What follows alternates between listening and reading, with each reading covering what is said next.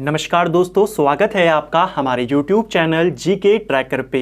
देखिए फ्रेंड्स, आज की वीडियो में हम बात करेंगे जो हमारी एक सीरीज़ है टॉप जीके एमसीक्यू सीरीज़, जिसमें हम आपके जीके के प्रीवियस ईयर के क्वेश्चन जो अलग अलग परीक्षाओं में पूछे गए हैं उनको यहाँ पर पूरी डिटेल के साथ कवर करते हुए चलते हैं।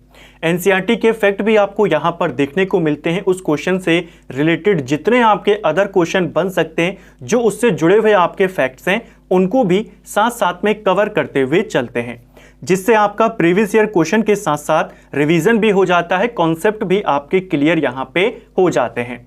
ये हमारी इस सीरीज की 59th क्लास है। अगर आपने इससे पहले इस सीरीज के प्रीवियस क्लासेस को नहीं देखा है, आप उनको प्लेलिस्ट में जाके देख सकते हैं। तो चलिए दोस्तों, आज की क्लास को शुरू करते हैं। आज का हमारा पहला क्वेश्चन है, नियंत्रक एवं महालेखा परीक्षक अपनी लेखा परीक्षक रिपोर्ट निम्न में से किसे सौंपता है। तो जो हमारे नियंत्रक एवं महालेखा परीक्षक होते हैं, यानी सीएजी की यहाँ पर बात हो रही है।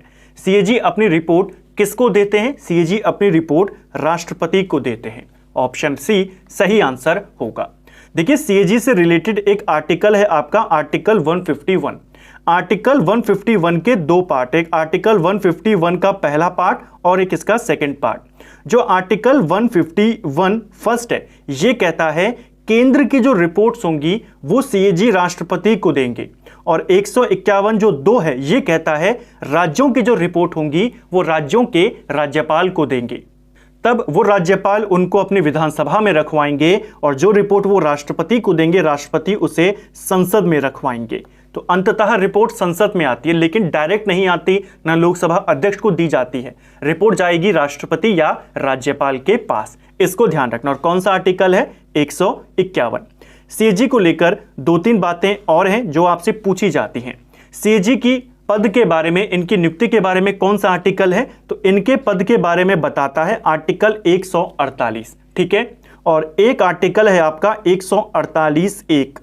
ये कहता है सीएजी की नियुक्ति राष्ट्रपति के द्वारा की जाएगी। इसमें तो पद के बारे में बताया गया है, जो पहला पार्ट है, क्योंकि अब ऐसे क्वेश्चन आपसे आने लगे हैं, थोड़ा डीप में पूछने लगा है आर्टिकल्स को। तो जो 148(1) है, इसमें कहा गया है कि सीएजी की नियुक्ति राष्ट्रपति करेंगे और उनको पद से वैसे ही हटाया जाएगा जैसे सुप्रीम कोर्ट के जज को हटाते हैं। ठीक है, यानी महाभियोग लगाकर। दूसरी बात, एक और आर्टिकल है यहां पर 148 के अंतर्गत ही 148(4), और ये कहता है सीएजी रिटायरमेंट के बाद किसी भी सरकार के अधीन, चाहे केंद्र हो चाहे राज्य हो, कोई भी पद ग्रहण नहीं कर सकते। ये क्वेश्चन भी कई बार आता है कि क्या सीएजी रिटायरमेंट के बाद पद ले सकते हैं? तो इस आर्टिकल के तहत नहीं ले सकते। इनकी रिटायरमेंट की अगर हम बात करें तो इनका जो कार्यकाल होता है या तो वो 6 वर्ष का होगा या 65 वर्ष की आयु तक होता है। एक पेपर में आपसे क्वेश्चन पूछा गया था, सीएजी के कार्य और इनकी शक्तियां किस आर्टिकल में है? तो देखिए, पद 148 में, लेकिन कार्य और शक्ति पूछेगा तब आपने आर्टिकल 149 को बताना है। ठीक है। एक और क्वेश्चन सीएजी को लेकर पूछा जाता है कि भीमराव अंबेडकर के द्वारा किसे संविधान का सबसे महत्वपूर्ण अधिकारी बताया गया था? तो देखिए, अंबेडकर के द्वारा सीएजी को भारतीय संविधान का सबसे इंपॉर्टेंट अधिकारी कहा गया। ठीक है। नेक्स्ट है, प्रधानमंत्री की नियुक्ति राष्ट्रपति करेगा और अन्य मंत्रियों की नियुक्ति प्रधानमंत्री की सलाह पर राष्ट्रपति करेगा। संविधान के किस अनुच्छेद में यह बात उल्लेखित है? तो देखिए, एक आर्टिकल है हमारे पास आर्टिकल 75, और आर्टिकल 75 में कहा गया है कि प्रधानमंत्री की नियुक्ति राष्ट्रपति करेंगे, फिर इनकी सिफारिश पर मंत्रिपरिषद का गठन किया जाएगा। और एक आर्टिकल है 75(3), 75 का थर्ड पार्ट, और ये कहता है एग्जैक्टली कि जो मंत्रिपरिषद होगी वो लोकसभा के प्रति उत्तरदायी होगी। कई बार हम पढ़ते हैं ना कि लोकसभा के प्रति होती है मंत्रिपरिषद, तो कौन सा आर्टिकल है? नॉर्मली 75 माना जाता है, लेकिन अगर आप एग्जैक्ट आर्टिकल की बात करें वो 75 का तीसरा पार्ट है। ठीक है। नेक्स्ट है, शक्तियों के पृथकीकरण के सिद्धांत निम्नलिखित में से इस राजनीतिक विचारक ने दिया था। तो शक्तियों के पृथकीकरण का सिद्धांत सबसे पहले किसने दिया था? यह सिद्धांत मॉन्टेस्क्यू ने दिया था। ऑप्शन सी सही आंसर होगा। मॉन्टेस्क्यू की एक किताब है जिसका नाम है स्पिरिट ऑफ लॉ। ठीक है, इस किताब का नाम ध्यान रखना, इसका नाम भी पूछा जाता है। हिंदी में इसे कहते हैं कानून की आत्मा। यह किताब किसकी है? मॉन्टेस्क्यू की है। और इसी किताब में मॉन्टेस्क्यू ने शक्ति के पृथकीकरण का सिद्धांत दिया था। इसने कहा था कि किसी भी सरकार में 3 इंपॉर्टेंट अंग होने चाहिए, कार्यपालिका, विधायिका और न्यायपालिका। तो ये सारी जो शक्तियों का विभाजन का सिद्धांत है किसने दिया था? मॉन्टेस्क्यू ने। और कौन सी किताब में दिया था? स्पिरिट ऑफ लॉ, जिसे हिंदी में कहते हैं कानून की आत्मा। नेक्स्ट है दियरा प्रदेश या दियरा क्षेत्र से क्या समझते हैं? तो देखिए, दियरा प्रदेश या दियरा क्षेत्र कैसा क्षेत्र होता है? यह एक बाढ़ क्षेत्र की विशेष आकृति के लिए इस्तेमाल किया जाता है। ठीक है, जो बाढ़ वाले क्षेत्र होते हैं उनकी जो विशेष आकृति बनती है उसको कहते हैं दियरा प्रदेश। एक तरीके से आप कह सकते हैं बाढ़ वाले जो क्षेत्र हैं जहां पर बाढ़ आती है उसको कहते हैं। ठीक है, नेक्स्ट है रियांग जनजाति भारत के किस राज्य में पाई जाती है? जनजातियों को लेकर आपके क्वेश्चन आते हैं। देखिए, टॉपिक वाइज तो हमारी डीप क्लासेस चल रही हैं। हमने राष्ट्रीय आंदोलन की 3 क्लासेस को कवर कर लिया है। साथ में आपके रैंडम एमसीक्यूज और खास तौर पर प्रीवियस ईयर के वो भी हम साथ साथ में चलाते रहेंगे। जल्द आपकी मध्यकालीन और ज्योग्राफी की भी डीप क्लासेस आनी शुरू हो जाएंगी इसी चैनल पर। साथ ही आप हमारे सेकंड चैनल जरूर फॉलो करें, वहां पर आपके लिए एक शानदार सीरीज बहुत जल्द शुरू होने वाली है एनसीईआरटी के ऊपर, जिसको कवर करने के बाद आपको कुछ भी कहीं से भी पढ़ने की आवश्यकता नहीं होगी। जीएस के जो आपके नए पुराने यूनिक क्वेश्चन, अलग से क्वेश्चन, सारे क्वेश्चंस आपको वहां पर उस सीरीज के माध्यम से कवर हो जाएंगे। कंप्लीटली बेस्ड होगी एनसीईआरटी के ऊपर। तो जल्द उस सीरीज को वहां पर शुरू करेंगे, तो आप सेकंड चैनल को भी फॉलो कर सकते हैं। चलिए, रियांग जनजाति की बात करें तो रियांग जनजाति हमारे त्रिपुरा में, ऑप्शन ए सही आंसर होगा, त्रिपुरा में पाई जाती है। त्रिपुरा में आप बेसिकली त्रिपुरी जनजाति पाई जाती है। उसके बाद जो सबसे बड़ी जनजाति है वो रियांग जनजाति पाई जाती है। ठीक है, ऑप्शन ए सही आंसर है। गुप्त वंश का प्रमाण किस पौराणिक ग्रंथ से प्राप्त होता है? तो देखिए, 3 इंपॉर्टेंट वंश हैं जिनके बारे में हमें पौराणिक ग्रंथों में जानकारी मिलती है। एक वंश है आपका गुप्त वंश, एक है आपका मौर्य वंश और एक है आपका आंध्र का सातवाहन वंश। इनके बारे में हमें पौराणिक ग्रंथों में, खासकर पुराणों में जानकारी मिलती है। जो गुप्त वंश है इसकी जानकारी हमको वायु पुराण से मिलती है। मौर्य वंश से संबंधित है आपका विष्णु पुराण और सातवाहन वंश से संबंधित है आपका मत्स्य पुराण। इसको ध्यान रखना है। आपसे गुप्त वंश पूछा है, वायु पुराण को आप टिक कर देंगे। ऑप्शन ए सही आंसर होगा। नेक्स्ट है उत्तर वैदिक काल में वेद विरोधी और ब्राह्मण विरोधी धार्मिक अध्यापकों को किस नाम से जाना जाता था? तो उत्तर वैदिक काल में जो अध्यापक वेदों के विरोधी होते थे, ब्राह्मण विरोधी होते थे, उन धार्मिक अध्यापकों को श्रमण कहा जाता था। ऑप्शन बी सही आंसर यहां पे हो जाएगा। ठीक है, नेक्स्ट है चंद्रगुप्त प्रथम ने गुप्त संवत का आरंभ किस उपलक्ष्य में किया था? तो देखिए, चंद्रगुप्त प्रथम गुप्त वंश का वास्तविक संस्थापक इसे माना जाता है। हालांकि संस्थापक श्री गुप्त थे, लेकिन अगर वास्तविक संस्थापक पूछेगा तो आप चंद्रगुप्त प्रथम का नाम लेंगे। चंद्रगुप्त प्रथम 319-320 ईस्वी के करीब गद्दी पर बैठते हैं और इसी दौरान ये गुप्त संवत की शुरुआत करते हैं। तो किस उपलक्ष्य में इन्होंने नया संवत चलाया था? अपने राज्यारोहण के स्मारक के रूप में। ऑप्शन ए सही आंसर हो जाएगा। ठीक है, शकों को पराजित किसने किया था? शकों को पराजित करने वाला गुप्त शासक था चंद्रगुप्त विक्रमादित्य और इसीलिए उसे शकारी के नाम से भी जाना जाता है। ये क्वेश्चन पेपर में आया था। हुणों को पराजित करने वाला कौन था? तो हुणों को पराजित करने वाला था स्कंदगुप्त। इसको भी आपने ध्यान रखना है। नेक्स्ट है नरबली प्रथा समाप्त करने का श्रेय किस गवर्नर जनरल को जाता है? तो नरबली को समाप्त किसके द्वारा किया गया था? नरबली प्रथा को समाप्त हार्डिंग प्रथम के काल में किया गया। ऑप्शन डी सही आंसर हो जाएगा। हार्डिंग प्रथम 1844 से लेकर 1848 तक भारत का वायसरॉय रहा था। ठीक है, या गवर्नर जनरल, क्योंकि वायसरॉय तो 1857 में बनेगा। किसने कांग्रेस सम्मेलनों को 3 दिन तक का तमाशा कहा था? तो कांग्रेस के अधिवेशनों को 3 दिन का तमाशा ये कहा था अश्विनी कुमार दत्त ने। कहीं पर दत्त लिखा गया है, कहीं पर घोष लिखा गया है, पहला रेफरेंस आप दत्त को ही दीजिएगा। कुछ दिन पहले हमने कांग्रेस के बारे में बात करी थी तो वहां पर घोष था, तो कुछ किताबों में घोष भी दिया गया है, ज्यादातर आपका दत्त देखने को मिलेगा। कांग्रेस के सम्मेलनों को 3 दिन का तमाशा किसने कहा था? अश्विनी कुमार दत्त ने कहा था। अरविंद घोष ने क्या कहा था कांग्रेस के बारे में? अरविंद घोष ने कहा था कांग्रेस क्षय रोग से मरने वाली है, टीबी से मरने वाली है। बंकिम चंद्र चटर्जी ने क्या कहा था? इन्होंने कहा था कि कांग्रेस के लोग पदों के भूखे राजनीतिज्ञ हैं। और करजन की बात करें तो करजन ने कहा था कांग्रेस अपने पतन की ओर लड़खड़ाते हुए जा रही है, मेरी इच्छा है मैं उसके मरने में मदद कर सकूं।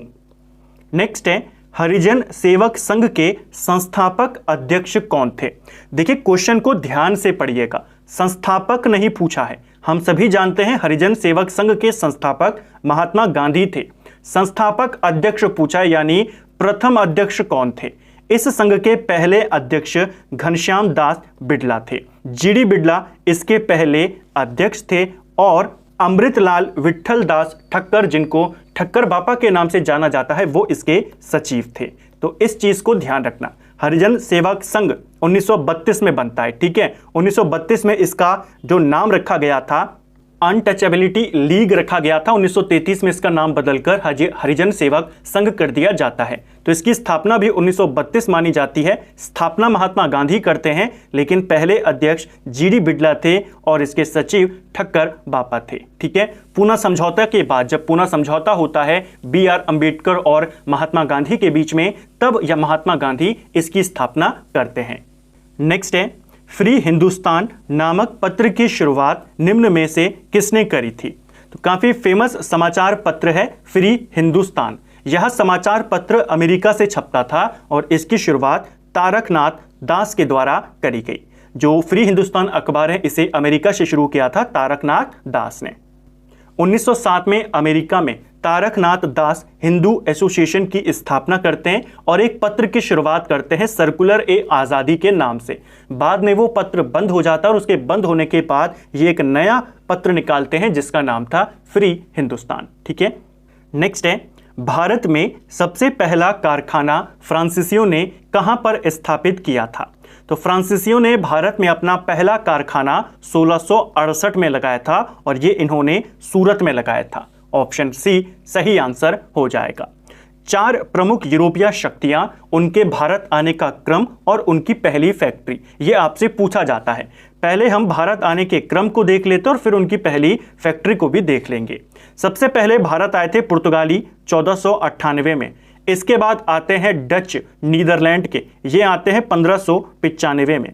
अंग्रेज 1600 और फ्रांस की बात करें ये 1664 में। तो ये 4 बड़ी जो शक्तियां थी इनके भारत आने का क्रम। अब इनकी फैक्ट्रियों की बात करते हैं। पहली पुर्तगाली फैक्ट्री 1504 में लगी, कोचीन के अंदर, केरल में पड़ता है। अंग्रेजों ने अपनी पहली फैक्ट्री 1608 में सूरत में लगाई। डचों ने अपनी पहली फैक्ट्री 1605 में मसूलीपट्टनम में लगाई और फ्रांसीसियों ने 1668 में सूरत में लगाई। तो ये इनके भारत आने का क्रम है और ये इनकी फैक्ट्रियों की स्थापना का, ठीक है। भारत आने के क्रम से मतलब यहां पर यह है कि जैसे ईस्ट इंडिया कंपनी 1600 में बनी, फ्रेंच ईस्ट इंडिया कंपनी 64 में बनी। तो जब इनकी कंपनियां बनी, ठीक है, और कंपनियां इनके अपने देशों में बनी थी, जैसे French east India company France में बनी, ईस्ट इंडिया कंपनी ब्रिटिश की लंदन में बनी, इस तरीके से। और भारत में इनके पहले कारखाने यहां पर खुले। नेक्स्ट है निम्न में से किसने सहायक संधि स्वीकार नहीं करी थी? देखिए जब अंग्रेजों के लगातार लड़ाइयां चल रही थी मराठाओं के साथ, मराठा संघ भी उसमें कई सारी शक्तियों में विभाजित हो गए थे। कई सारे पावर सेंटर, पहले केवल एक होते थे छत्रपति, बाद में पेशवा शक्तिशाली हुए, उसके बाद कई सारे शक्ति के केंद्र बन गए। जैसे पेशवा पूना में बैठता था, जो बराड़ के भोसले थे, ग्वालियर के सिंधिया थे, इंदौर के होलकर थे, ये सारे आपके मराठा थे। और इनमें भी हमें लगातार संघर्ष देखने को मिलता है कि कौन सर्वोच्च यहाँ पर रहेगा। कुछ अंग्रेजों के साथ मिलते हैं, कुछ आपस में मिलते गुट बनाते हैं, अंततः एक एक करके सारे सहायक संधि को स्वीकार कर जाते हैं। वेलेज़ली की जो सहायक संधि थी, उस संधि को स्वीकार करने वाला जो पहला व्यक्ति था मराठाओं में, वो पूना का पेशवा था। ठीक है, पेशवा इस संधि को स्वीकार करते हैं 1802 में। 1802 में एक संधि होती है, बेसिन की संधि, और इसके तहत जो बाजीराव द्वितीय थे उस समय पेशवा, वो सहायक संधि को स्वीकार करते हैं। जो बराड़ के भोसले थे ये 1803 में सहायक संधि स्वीकार कर लेते हैं। ग्वालियर के सिंधिया 1804 में कर लेते हैं। जो होलकर थे इंदौर के, ये सहायक संधि को स्वीकार नहीं करते। बस आपको यहां पर यह चीज याद करनी है कि किस मराठा संघ के सदस्यों ने सहायक संधि को स्वीकार नहीं किया, तो वो थे इंदौर के होलकर। बहुत बार ये क्वेश्चन आता है। नेक्स्ट है, निम्नलिखित अकाल आयोग को क्रम से सजाएं, यानी पहले कौन सा अकाल आयोग बना उस क्रम में आपने लगाना है। तो देखिए, इनको पहले क्रम से इनके वर्ष में लिख देता हूं ताकि आपको इनको एडजस्ट करने में आसानी हो। सबसे पहला दिया है यहां पर स्मिथ आयोग। स्मिथ आयोग आपके 1860-61 में बना था। लॉयल आयोग की बात करें, ये आपके 1896 में बना। जो आपका स्ट्रेची आयोग है ये 1880 में बना, और कैंपेबल आयोग 1866 में बना। तो ये 4 आयोग जो आपके अकाल आयोग हैं, इनको हमने लिखा। कई बार डायरेक्ट आ जाता है कैंपेबल आयोग कब बना, इस तरीके से। अब इनको अरेंज करना है, जो पहले बना उसे पहले लगाइए। तो पहले आपका स्मिथ आयोग बना है, स्मिथ आयोग के बाद आपका कैंपेबल आयोग बना, कैंपेबल के बाद आपका स्ट्रेची आयोग बना है, और उसके बाद आपका लॉयल आयोग बना। तो 1432 यहां पर सही आंसर हो जाएगा, ऑप्शन डी। नेक्स्ट है, सिंध का अंग्रेजी राज्य में विलय कब किया गया था।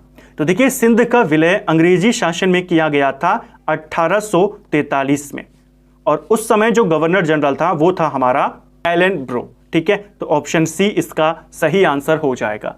कब किया गया विलय? 1843 में। किसके काल में? एलन ब्रो के काल में, जिसके काल में दास प्रथा का अंत भी किया गया था। एलन ब्रो की बात करें, ये 1842 से लेकर 1844 तक भारत का गवर्नर जनरल रहता है, और इसका एक उपनाम भी है, इसको कहा जाता है ओल्ड मैन इन हरी। ठीक है, तो इसका उपनाम क्या है? Old man in hurry. किसका? एलन ब्रो का। इसको भी ध्यान रखना। ठीक है, नेक्स्ट है, दीवान ए मुस्तखराज विभाग की स्थापना किस शासक के द्वारा करी गई। तो दिल्ली सल्तनत को लेकर ये क्वेश्चन है। दिल्ली सल्तनत की हमने डीप क्लासेस कवर कर ली है। पूरे दिल्ली सल्तनत को, मध्यकालीन भारत की हमने शुरुआत से लेकर बहमनी साम्राज्य तक कवर डीप क्लासेस में कर चुके हैं। वहां पर हमने देखा था दीवान ए मुस्तखराज। यह बेसिकली एक राजस्व विभाग था, जिसका काम था कृषकों से जो बकाया भू राजस्व है उसको वसूल करना। तो एक राजस्व विभाग था दीवान ए मुस्तखराज, और इसे अलाउद्दीन खिलजी ने बनाया था। ऑप्शन बी सही आंसर है।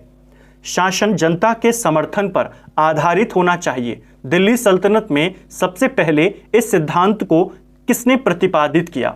तो शासन जनता के समर्थन पर आधारित होना चाहिए, इस सिद्धांत का प्रतिपादन सबसे पहले जलालुद्दीन खिलजी ने किया था। ऑप्शन सी सही आंसर हो जाएगा। इसको भी हमने जो हमारी डीप क्लासेस है मध्यकालीन भारत की, वहां पर देखा था। जो जलालुद्दीन खिलजी है, खिलजी वंश का संस्थापक था। इसका जो मूल नाम था वो फिरोज खिलजी था, या मलिक खिलजी भी नाम इसका था। जब ये शासक बना, सुल्तान बना, तब ये जलालुद्दीन की उपाधि धारण करता है। ठीक है, दिल्ली में जितने सुल्तान हुए शुरुआत से लेकर आखिर तक, उनमें सबसे ज्यादा उम्रदराज सुल्तान कौन था? जलालुद्दीन खिलजी। 70 वर्ष की उम्र में ये सुल्तान बना था, और इसने जनता की इच्छा को शासन का अधिकार बनाया था, आधार बनाया था। और यही क्वेश्चन आपसे पूछा गया है कि जनता का समर्थन पे आधारित होना चाहिए। तो क्वेश्चन आता है जनता की इच्छा को आधार किसने बनाया? जनता के समर्थन पर आधारित होना चाहिए किसने कहा? सारे स्टेटमेंट किसके हैं? जलालुद्दीन खिलजी के हैं। ठीक है, नेक्स्ट है, निम्नलिखित में से किसे अंतर्राष्ट्रीय करेंसी के रूप में कागजी स्वर्ण के नाम से जाना जाता है? तो देखिए, कागजी स्वर्ण ये कहा जाता है SDR को। ऑप्शन सी सही आंसर हो जाएगा। SDR का फुल फॉर्म आपका होता है स्पेशल ड्राइंग राइट्स। ये इसका पूरा नाम है। IMF ने 1969 में इसको करेंसी के रूप में अपनाने का निर्णय लिया, और 1970 से इसे अपनी मुद्रा के रूप में अपना लिया। तो फैसला 69 में, अपनाया 70 से। इसको ध्यान रखना। ठीक है, जो SDR है, ऐसी कोई करेंसी नहीं है कि आप इसको एक्सचेंज कर सकें कि आप रुपए देकर SDR को खरीद लें। आप इसको किसी सिक्के या नोट में ये करेंसी नहीं आती है। जो IMF है ये सिर्फ अपना हिसाब किताब रखने के लिए एज अ करेंसी इसको इस्तेमाल करता है। ठीक है, एक तरीके से आर्टिफिशियल करेंसी है। नेक्स्ट है, सेवाओं पर कर लगाने की सर्विस सर्वप्रथम किस समिति ने करी थी? सेवाओं पे कर यानी कि सर्विस टैक्स सबसे पहले लगाने की जो सिफारिश करी थी और जिसकी सिफारिश पर भारत में सबसे पहले सर्विस टैक्स लगा 1994 में, यह लगाया था चैलियर समिति ने। ऑप्शन डी सही आंसर हो जाएगा। चैलियर समिति की सिफारिश पर भारत में सर्विस टैक्स यहां पर लगाया गया था। वैट की बात करें तो वैट भारत में कब लगाया गया था? वैट भारत में 2005 में लगाया गया था। तो दोनों क्वेश्चन आपके बन जाते हैं। ठीक है, कि भारत में पहली बार सर्विस टैक्स कब लगा, पहली बार वैट कब लगा, इस तरीके से। तो फ्रेंड्स, ये था हमारा जो हमारी सीरीज है टॉप जीके एमसीक्यू सीरीज, जिसमें हम आपके जीके के प्रीवियस ईयर के क्वेश्चंस को पूरी डिटेल के साथ, कॉन्सेप्ट के साथ कवर करते हुए चलते हैं। उम्मीद करता हूं आपको आज का वीडियो पसंद आया होगा। अगर आपको ये वीडियो पसंद आया है तो वीडियो को लाइक करें। वीडियो आपको कैसा लगा कमेंट बॉक्स में हमें ज़रूर बताएं। आपका कितना स्कोर रहा वो भी आप कमेंट में कर सकते हैं। Thank you friends.